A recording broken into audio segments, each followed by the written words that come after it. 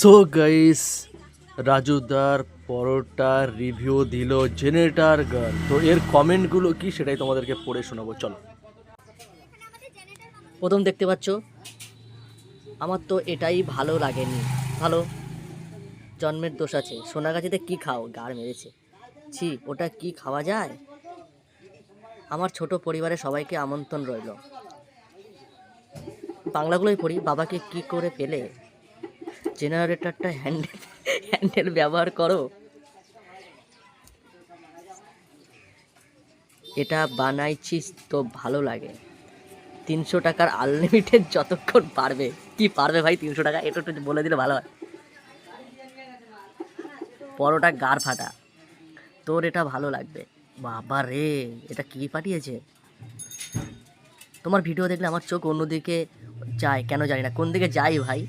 নিচে না মিডলে না উপরে? তোকে তো লোকে এমনিতেই গালাগালি দেয়। রাজু রাজুদা গজা দেয়নি।